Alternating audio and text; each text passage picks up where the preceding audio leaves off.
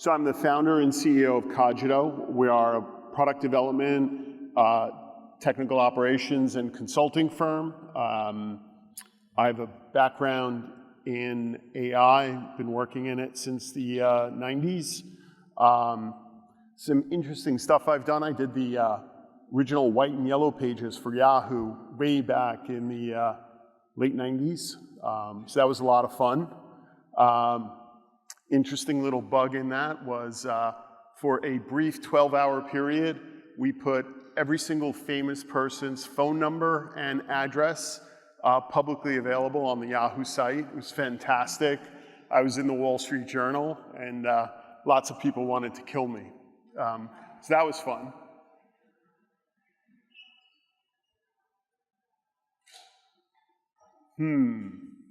There we go. So this is my colleague, John. Say hello, hello. John. Perfect. Can you hear me? We hear you great. All right, awesome. Awesome. Sorry to be late. No worries. Can we cut over to the first slide?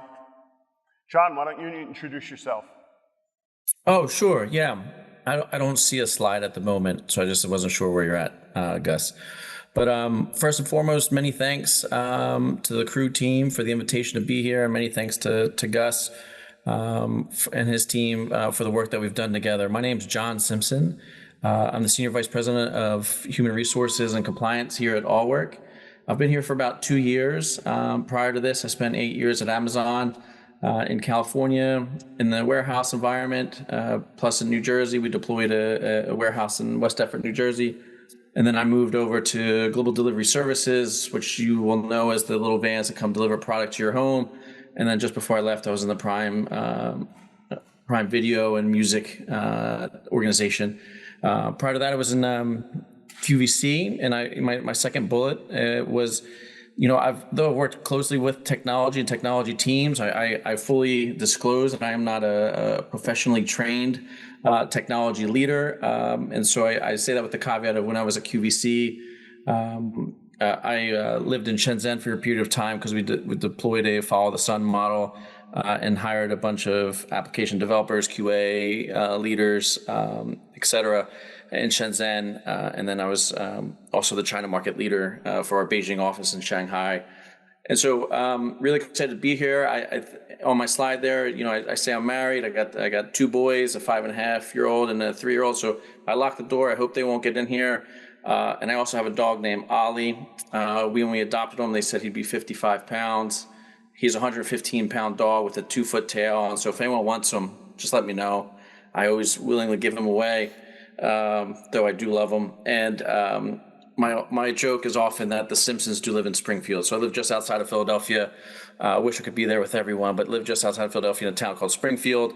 And I'm an avid Philadelphia sports team fan, so go Birds. So every day on X, you hear about how AI is going to solve cancer, discover new math, discover great new materials. And then in the media, you hear this constant drumbeat of AI will take all the jobs, AI is going to destroy society, and this has a real negative effect inside enterprises, of course. There's an interesting graph. Can we get the slides up? Okay. So there's an interesting graph that shows the more autonomous the agents are, the less trust an enterprise has in them. So the less trust an enterprise has in them. We already went through that. So this is the graph. So this presents a real innovation dilemma. Allwork, for example, has a very large SaaS platform that's been built over decades, and we want to innovate on top of that platform. Management is very risk averse, of course, and so we have an incredibly large backlog of features they want implemented that have been vetted and prioritized. So getting in there and doing some really interesting stuff with AI and agents is not very easy. So we decided to employ Trojan horse strategy with John. And what we did was really bring in customer service agents as a way of starting that AI innovation journey. So John, why don't you tell us a little about Allwork? Yeah. So a little bit about us. We're an employer of record, so we are a platform that onboards, manages, and pays employees. And we do this for small startups. Sometimes we have clients that come to us with 10 employees that they want us to help them manage, all the way up to large global enterprise companies. We have a large market share in the luxury beauty, skincare, and fragrance retail industry. So for any folks that might go to Sephora or Ulta and buy product from a vendor there, most likely there are employees working on behalf of a client selling. And so we have about, a 50%, I would say, market share there. And we're looking to expand in new verticals. And so in my time that I've been in Allwork for about 2 years, our employee population has grown about 2.5 times. And what that means is we get tons of touches. And touches can mean that we get a ticket from an employee and or a client manager saying, hey, how do I onboard somebody? What's the sick time policy in California? And so we have a huge volume of information and questions coming at us. And so to Gus's point about it being a Trojan horse, we saw this as a really rich environment for where we can, a lot of the work is repetitive, redundant.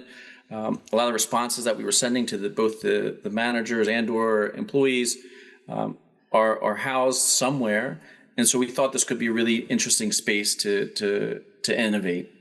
And so I believe, it looks blurry to me, but I believe we're on the becoming part of the crew slide now. Yep. And so what happened was, like most companies, were evaluating where we wanted to go. And we with generative and agentic, we're both part of it. Plus we had a large discussion of buy versus build. And I think these are healthy discussions that should happen organizationally because, as Gus mentioned, there's a lot of risk averseness to it, but also to the cost that could potentially come from it, not knowing what cost could be. And so when we went to market and started talking to a lot of organizations, we wanted a partner that was flexible, could scale with us, because as I mentioned, we've grown 2.5 times, and we expect that growth trajectory to continue for the foreseeable future. So we needed some scalability, customizations, and partnership. And so the Crew AI team met all of those criterias. And so we took a step back and said, okay, we want to do this with Crew, but we also have some homework that we need to do to lay the groundwork, right? So that meant we had to have an organizational approach to AI. And so I put in here, we put the human in the loop approach, because our approach was that we weren't going to go from a cost-cutting standpoint. We didn't want to do this to remove X% of headcount. We wanted to do this, and I get later on into the presentation for a couple of variety of reasons. And then we also concurrently rolled out an AI policy across the organization because we thought it was important. And from an HR and compliance standpoint, I would be foolish to think that my employees are not using generative AI or some sort of GPT tool to respond to the question like I posed earlier of what is sick time in California. They're likely trying to get that answer somewhere. And so we deployed a policy to kind of give the groundwork and the foundation for how we view AI, and then have slowly, rolled out more agentic models over the course of time. And so we've named our tool Andy, and Gus will certainly get into all the details around that. And what we did is we fed it a lot of information, because like I said, a lot of the questions of what's my sick time and how do we treat employees that if I want to terminate in California, and I'm not to pick on California, but you guys are there, and it's it has its own litigious nature. We had to make sure that these things were answered appropriately. So we fed it tons of information, including our corporate handbook, 50 state guides that exists from the Department of Labor. We also have previously scored information, so a tranche of responses our team had previously answered that were voted and rated as excellent, and so fed the model to be able to have about 50% of the incoming touches be responded to by Andy. And so The value proposition of Andy is a consistency of responses. So as I mentioned, we've grown 2.5 times, and we have an in-house support call center based in Island, New Jersey, that's fielding these 3,000 touches, right? And so there's about 30 people responding to these touches. And at times, John will say, yes, you can terminate in California. And then the next person, the next call center agent might say, yes, you can, but be aware of final pay. And so we saw Andy really providing consistency of response that meant not all just the brand reputation that we want to have in the marketplace, but also to be more compliant with what we want the person to be aware of and be informed about. Secondly, it enhanced the quality and professional of the response. And what's one really interesting thing that we've learned through this human in the loop approach, and then having our call center agents interact with the Andy responses, is that they are learning from the response. And that kind of goes to also the third bullet there, is that the knowledge center is now coming to them. So we get this touch, and I have a couple slides in a minute that just shows the experience that they're going through, and it has enhanced their approach, but also is teaching them the standards by which we want responses to go to employee questions plus manager questions. And the really great thing about Andy is that, as I mentioned, we've grown tremendously. We're continuing to grow. We're looking at new verticals. And so if we go into a new vertical, I'm going to pick one like car sales, right? And so if we wanted to go into car sales, we can quickly train Andy on the laws around car sales. And for those that you know, like they're exempt from OT. And so I wouldn't want our call center staff to provide a response like, well, overtime is calculated as 1.5 times, your hourly rate. Or if you work over 12 in California, that's going to be 2 times your hourly rate. So we can quickly go into these new verticals, look at the Department of Labor, any sort of litigation that exists there or compliance that exists there, quickly feed it to Andy, and then get the right responses to the employees and managers to support that new vertical. So it's been a really great value proposition as we go into these new verticals. So right now, the next slide is like a real life example. So we got a question from a manager that's asking us, hey, can they be set up as 1099 employees versus W-2? Why is it W-2 when the nature of the work is kind of freelance, right? They work 5 hours for me on a Saturday and they work 6 hours for me on a Tuesday, and so can I do that? And generally in the past, like our call center agents would say, no, they're W-2 employees, right? Very quick and very short. And so on the next slide, what we have is Andy's response. So Andy was very thoughtful in the response, gives an explanation of why this person set up as a W-2. All this information was fed. Generally, there's a 4-minute lag between when the query gets presented and then when Andy provides the response. Our call center agent then can read the response and say, this looks good or this doesn't look good. And then they can then say, yes, pass this on to the employee or the manager, so that they don't have to get involved. And again, as I mentioned earlier, this is now training them. So somebody may not know why we do W-2 versus 1099. A new call center agent could be just hired, and now they're learning, this is why All Work does it this way. So not only are they solving the question and answering the question, but they're also learning themselves. And again, the standard of the response meets the standard that we want to have when interacting with our clients. And so a really awesome feature that we've also built in, and I'm sure Gus will talk about as well, is the closed loop mechanism, right? So then Amanda responded and said, hey, George, thank you so much. This is really helpful. And as you'll see on the left-hand bar there, we have an Andy rating scale. So we can rate, did Andy's response that it provided to you and surfaced, was that a 1, really poor, or 5 is excellent, and then general comments there. And so then what we're doing is using this as a feedback loop to fine-tune the learning, fine-tune the agents, and determine, hey, our Canada agent seems to be off, isn't answering, questions about Quebec correctly, right? So then we can have that level of granularity, this closed loop mechanism that exists, and I partner with Gus and his team to make sure that that's done. So, Gus, I'll let you take it away now for what's underneath the hood. Great. So for this solution, it's not just a chatbot, but it's a Crew AI crews working together. And we found a small problem that we could effectively and efficiently solve in a ridiculously short amount of time. And shout out to the Crew AI guys, Nicola, Mike, Paul, incredibly helpful in helping us launch it.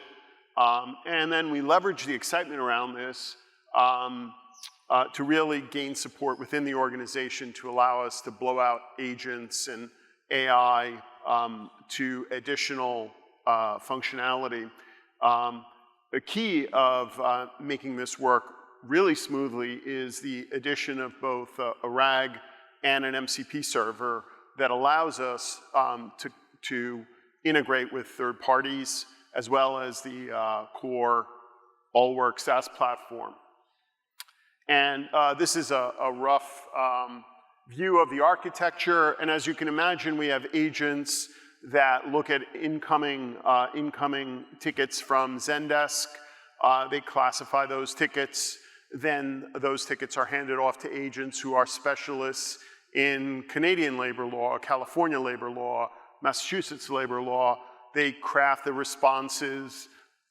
If they need to, they make calls to any of the additional tools that are available to them. And then a validator reviews the work that the other agents did and grades it to see if it's good enough. And if it's good enough, then the responses are written back into Zendesk, and then we have a human in the loop that looks at the responses and approves them, or if they deny it, they tell us why they deny it, and we use that to improve the whole system over time. So the secret weapon here really is pairing Crew AI with MCPs to large legacy systems, and then also RAG in the case of large document repositories. And this enables sophisticated actions with small amounts of additional code, and it significantly reduces time to market. We've been able to get things done within weeks as opposed to months or years that it would have taken beforehand. So we also use Crew AI in a number of other very interesting ways. So we have a negotiator. The details are blacked out, but it's a very interesting new company that will use crews to actually negotiate deals with buyers autonomously. We're additionally rolling out a very interesting executive briefing product that uses crews to review data, determine what would be interesting to the particular individual, and then provide that information on an ongoing basis. So if you want to learn more about Allwork, feel free to click that QR code. And then if you'd like to learn more about Xogito and what we do, we're over here. Thanks, everyone. Any questions?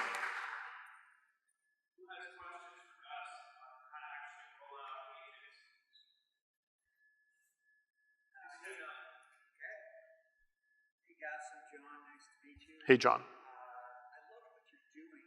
I love the way you've got a knowledge base and you're using you're interfacing with that knowledge base through a RAG solution. You're also using agents. What I didn't see in the call center or the help desk application was, where is the human in that loop? Like it wasn't in the mermaid chart. So the human is actually sitting in Zendesk, and responses are written as drafts to tickets, and then the humans actually review the drafts. And if they're good, they approve them. If there are issues, they will note what the issue is, and then that information is fed back into the system and used to train the agents so they do a better job the next time. Okay, and do you capture Q&A? We capture a lot of Q&A. We track everything. We maintain statistics around everything. Critically important for us is observability and telemetry around the various components. So we're tracking all that stuff on an ongoing basis. Interestingly enough, I think the rate of improvement is much faster than we expected. So now I think we're not seeing as many corrections. And what I'll say, when John first saw some of these, he was like, wow, these are incredible. Can we use this to train our agents? which was Yes. awesome. Yeah, because there's a feedback loop Yeah. to the humans Yep. seeing. Now, were the humans reviewing every response to customers, or like what you said, 50% were passed through? When we first launched, they were reviewing 100%. I don't know where it is now.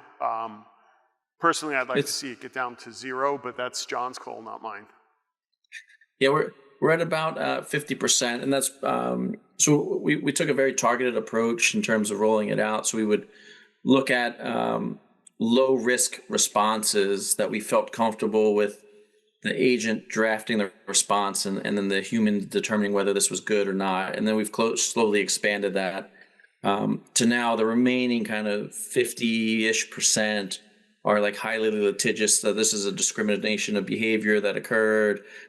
This person's harassing me, and so we're eventually going to get there. But we're considering different approaches to that. Right? Just can the agent draft a potential response and/or categorize the language and the tone of the query, and then automatically surface it to, say, my team, right? So then it bypasses the call center, it comes right to us, and the agent can do that within the Zendesk, kind of navigation system. So there's much, it's going to be fast to follow, but we've been using this as a slow, steady approach to test that everything's working, to get engagement from the team, because there was reluctance from the team. So, for anyone that deploys a human-in-the-loop approach, it was certainly valuable to inform the teams throughout why we're doing this, and to let folks know we've been very transparent that this is not to replace their jobs. It's not to have them leave the company. They're still going to be valuable to the organization, and if not more so, they're going to be valuable to reviewing what's being produced, but also learning from that as well. So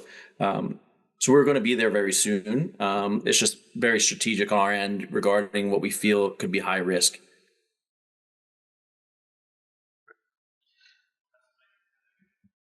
So, couple of questions. Number one is about structure of the knowledge base. I feel that, or the question is, did you use any structured knowledge base where it will use some parameters to filter out? So we use a legal knowledge base that constantly it updates whenever labor laws change in the different jurisdictions we do business, and that information is imported into the vector database. The question is, does it actually just go by the embeddings like semantic search, or do you also filter based on, for example, if the query is coming from California, well, do you do the filter first? It's a RAG, so there's an embedding search that is, it pulls out contextually relevant pieces, very sophisticated database to pull that out and then provide that to the agent to determine what the correct response is. Got it. And the second question is, you talked about crew of agents. So why did you feel that there will be a need of multiple agents to work together in this example? And how many agents? So I couldn't tell you the exact number of agents. They're changing as the engineering team sees an opportunity to better optimize functionality.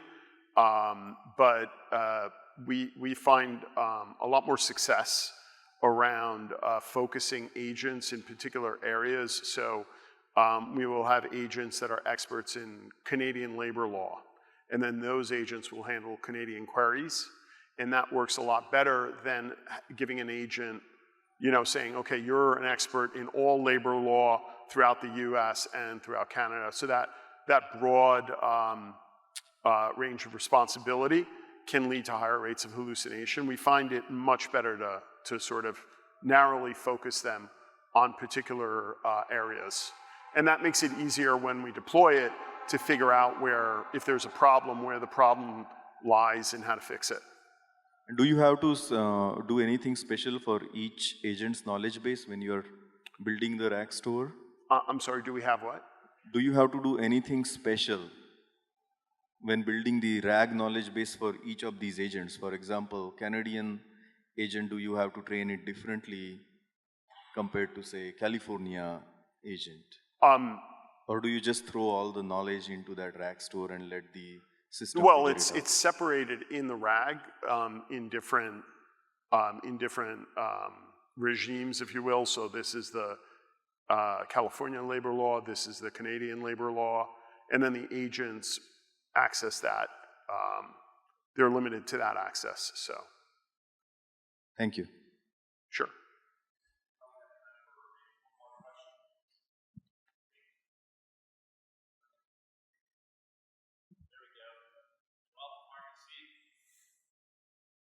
Hey guys, yeah, this is Manny from RBC. So I was just wondering, as you build out this system with the crews, and we obviously, service a lot of our clients. One of the big problems we have is that to service a client, we might need 24 applications, right? The service agent might need 24 applications. So is that part of your design? How did you get, do you have different agents working or pulling information from each of the possible applications you can have in order to provide the right output for the client's concern?